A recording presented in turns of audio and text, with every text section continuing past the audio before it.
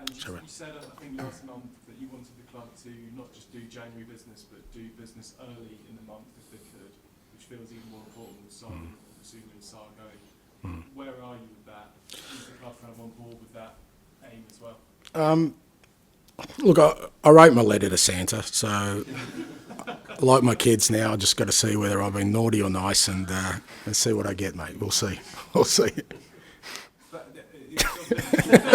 That's strange, isn't it? Yeah. The club's done some good business in January. Pedro signed the deadline day, and it was Dejan and Rudiger the year before. There are obviously challenges to getting players in early in the month.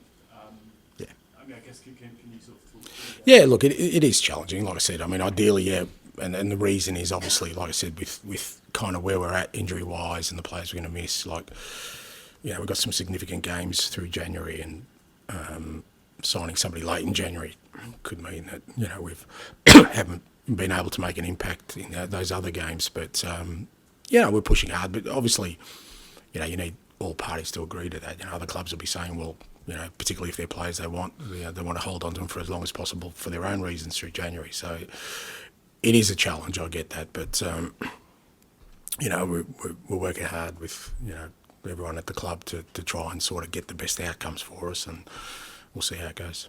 And it struck me that Sonny, Brennan, Dejan and Richarlison have all played more than one position in the last 3 or 4 games. I mean, how important is that variety to you, and teams not being able to predict your team beforehand?